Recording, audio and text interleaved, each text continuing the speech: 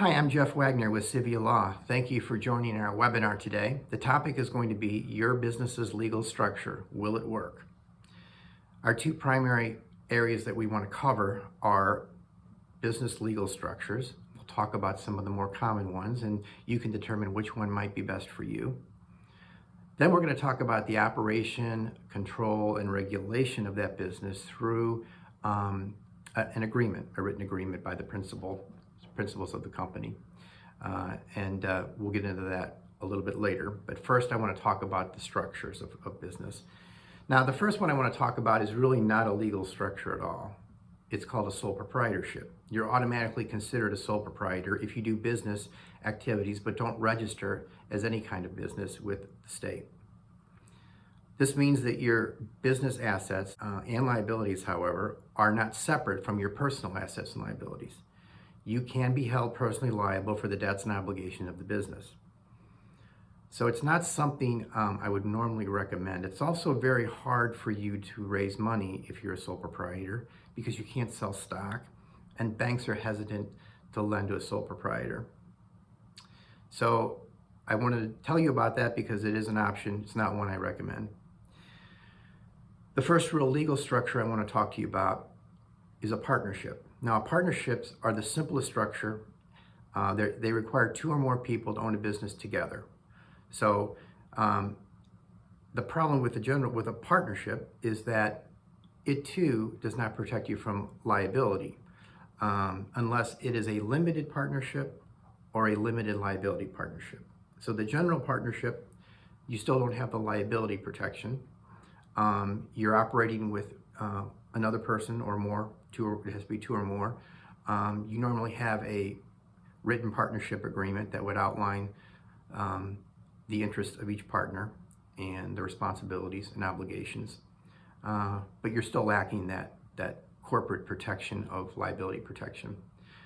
Unless you're a limited partnership. Now, a limited partnership is a partnership that has one general partner with multiple, normally, limited partners who are primarily investors. Now the limited partners will have limited liability, but they also have limited control in the company. They're primarily investors, as I said. The general partner still has that exposure of unlimited liability. Profits are passed through to personal tax returns, and the general partner, the partner with the unlimited liability, must also pay self-employment taxes. So you're paying both taxes on your personal taxes from the income you receive from the partnership and also self-employment taxes.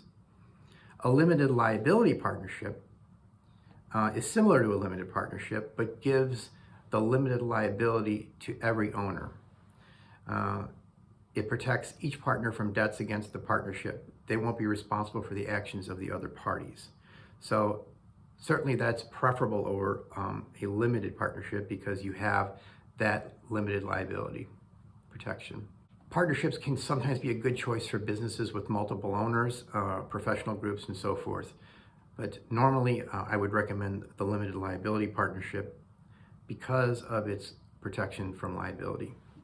The third form I want to talk to you about is a very popular form called a limited liability company. Now, an LLC lets you take advantage of the benefits of both a corporation, which we're going to talk about in a little while here, and a partnership business structure. Limited liability companies protect you from personal liability. Profits and losses can get passed through to your personal income without facing corporate taxes. However, members of an LLC are considered self-employed and must pay self-employment tax contributions towards Medicare and Social Security. LLCs can be a good choice for medium or higher risk businesses owners with significant personal assets. They want to be protected. And owners who want to pay a lower tax rate than they would with a corporation because you're not paying the corporate tax. Your income, you're usually just paying it on your personal income tax, although you still have the issue with an LLC of self-employment taxes that you must pay. Now I want to talk to you about corporations. And the first corporation type I want to talk to you about is called a C corporation. it's normally the type of corporation you think about when you hear the word corporation. It offers the strongest protection to its owners from personal liability. It does require a little bit more record keeping and more operational processes and reporting. But unlike sole proprietorships, partnerships, and LLCs, corporations pay income tax on their profits. In some cases, corporate profits are taxed twice. First, when the company makes a profit, and again, when dividends are paid to shareholders on their personal tax returns. Corporations are separate legal entities. They're independent. They have an independent life from their shareholders. If a shareholder leaves the company or sells his or her shares, the C corporation can continue doing business relatively undisturbed. Corporations have an advantage when it comes to raising capital too, because they can raise funds through the sale of stock, which can also be a benefit in attracting employees. Corporations can be a good choice for medium or higher risk businesses that need to raise money and businesses that plan to go public or eventually be sold. So limited liability companies give you the liability protection and they help you avoid the corporate tax because income is passed to you as an individual and you pay on your income tax return. But you have to pay self-employment tax. So corporations, as we just talked about, you have double taxation because you have, at least in the C corporation, you have the corporate tax and you have the tax that you earn on the money that you earn from the corporate business, although you have complete liability protection.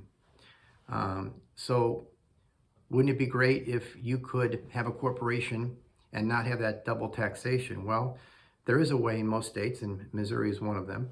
It's called the S corporation. An S corporation is a special type of corporation that's designed to avoid the double taxation drawbacks of regular C corporations. An S corporation allows profits and some losses to be passed through directly to the owner's personal income without ever being subject to the corporate tax rates. Now, with an S corporation, you have to file with the IRS to get the S corp status. It's a different process from registering the corporation with the state. There are some limits on S corporations, however. S corporations can't have more than 100 shareholders and all must be U.S. citizens. You'll still have to follow the filing requirements of a C corporation as well. S corporations are a good choice for businesses that would otherwise be a C corporation, but they meet the criteria to file as an S corporation. So those are the basic corporate structures. Now, there are some others, but these are the most common ones that we're going to talk about, today. Now I want to talk to you about what do you do once you pick your structure. And again, I'm not recommending anyone be a sole proprietor. So we're looking at either becoming a partnership, and if you are becoming a partnership, a limited liability partnership would be the one I would recommend the most because of the protection, corporate protection. Liability protection, or in a limited liability company, or either an S or a C corporation. Regardless of what entity you choose, it's imperative that you have a legal document or agreement that creates the regulations by which your corporation or partnership or limited liability company is run. This agreement is an essential foundation on which your business is going to be built. If you choose a corporation as a legal structure, this agreement is called a shareholder agreement because as a corporation, your owners own shares in the corporation. If you choose a partnership, it's called a partnership agreement, and the parties are the partners. And if you choose a limited liability company, it's called an operating agreement. It's an agreement between the members of the limited liability company. I will refer to shareholders, partners, and members throughout this webinar as principals because the agreements, there are agreements with each form of legal entity, and rather than repeating the three different types of owners, shareholders, partners, and members, I will just refer to them as principals.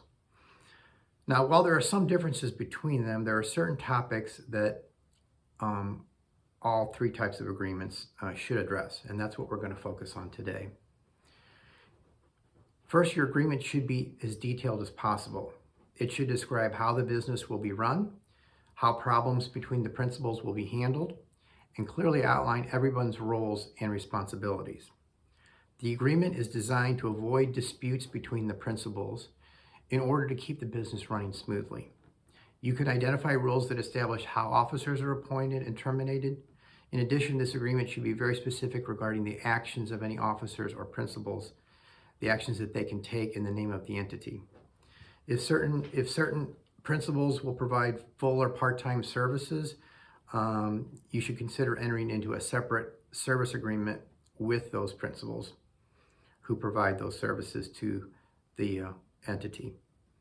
The goal is to define expectations so that if an issue arises, you can turn to the agreement and determine the proper steps to take to resolve the problem. The agreement should state the name of the principals clearly and include the number of their shares if it's a corporation, or the percentage of their interest if it's a partnership or membership interest. Any initial contribution of cash or other assets should also be listed in the agreement.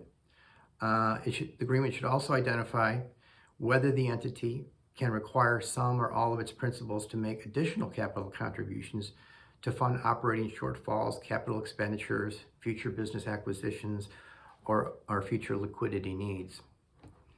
When the business is just starting out, it may be easy to overlook the financial considerations of the agreement. You may feel that everyone is working hard and is contributing their fair share. While this may be the case in the beginning of the business relationship, it doesn't always hold true. And it is important to determine the amount of money each principal must invest in the business initially. And in addition, you want to specify what level of commitment you will require from each principal. You can determine if time spent working on the business has a specific value, and it can be considered an in-kind commitment as well. So you want to create rules regarding what will happen if a particular shareholder does not follow through with their obligation.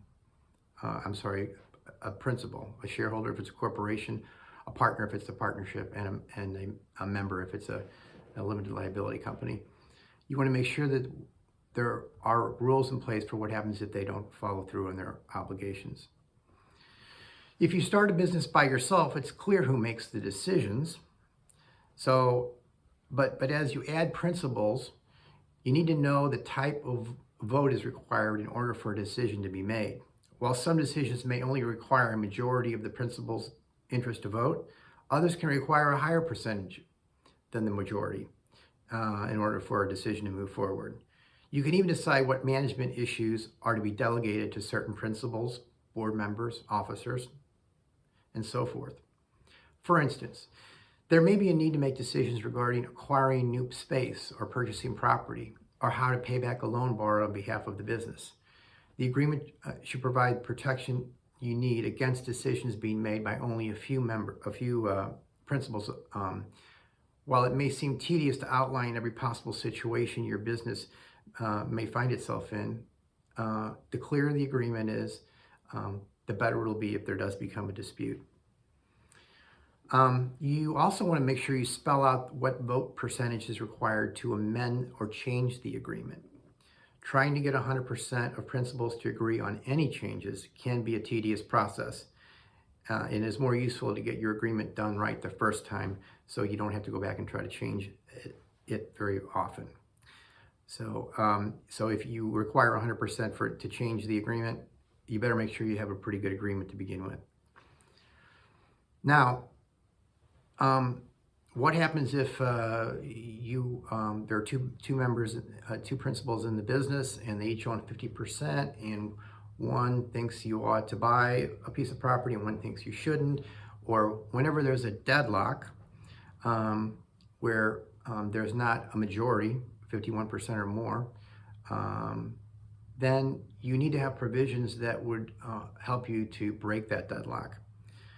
Deadlock provisions create the mechanism for how conflicts between principals can be resolved when they can't agree on a decision. And these types of situations arise more often when there are two shareholders, each holding 50% share in the company. There are a number of procedures that can be used to resolve deadlocks, including a shotgun clause, which enables a principal to serve notice on another principal, requiring the receiving principal to buy his or her shares, our interest in the business.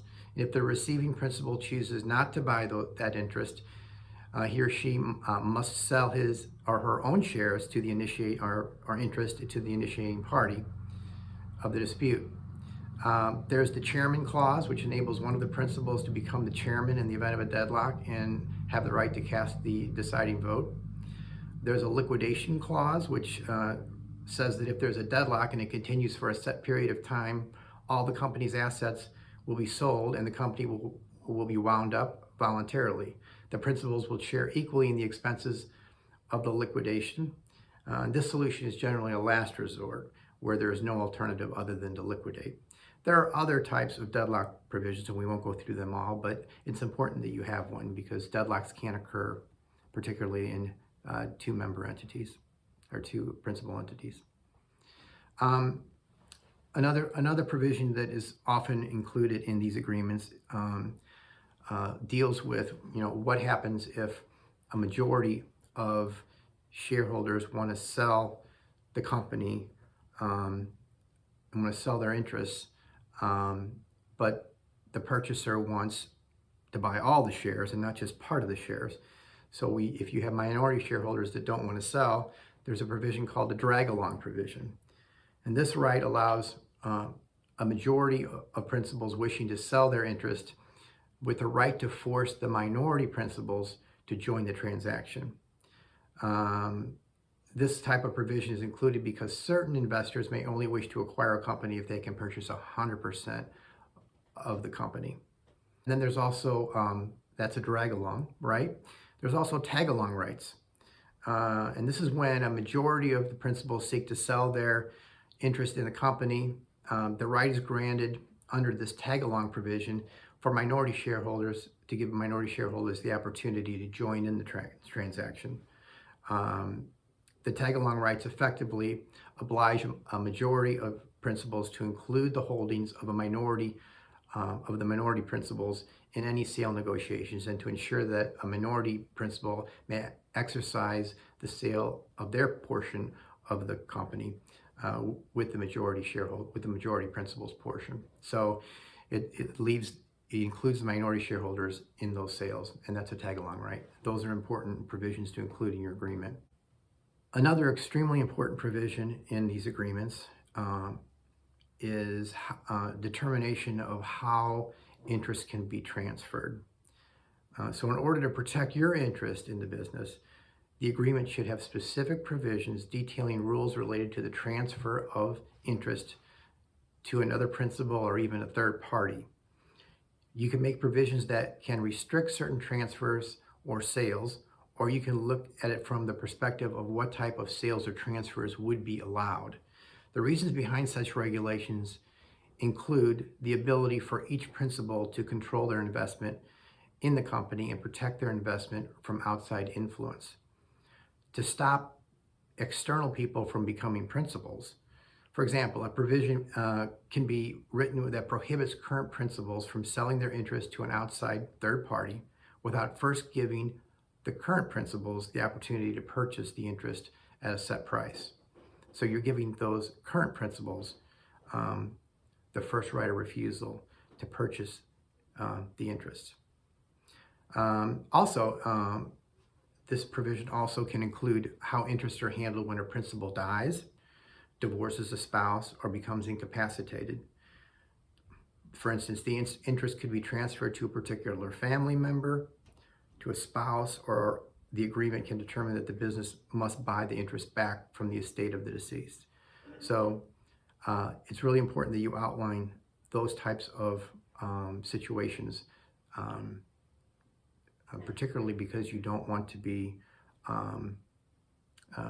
you want your shares to have value. If, for instance, you pass away and you want your family to inherit your shares, or you want them to take over your shares, you need to make that clear in the agreement ahead of time. And you certainly don't want someone from the outside to come in that you think would not be a good fit for the business. So these provisions would prevent that.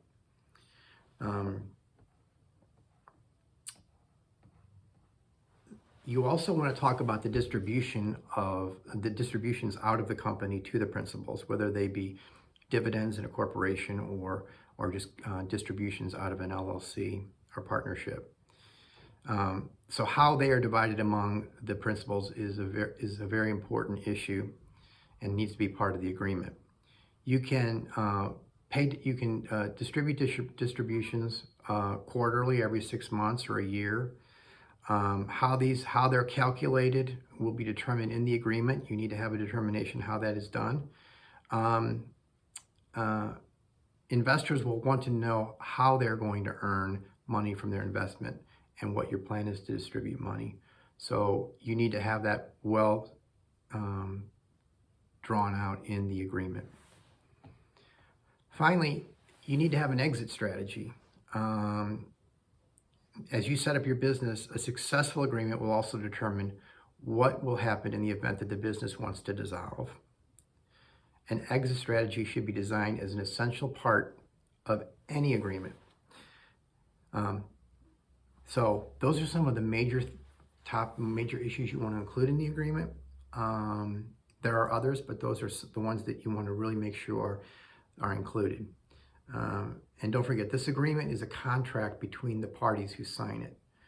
It gives rights and responsibilities to those who become either stockholders, shareholders, members, or partners in the business. It is a foundation on which to build a solid business and will protect the interests of everyone involved if it is written correctly.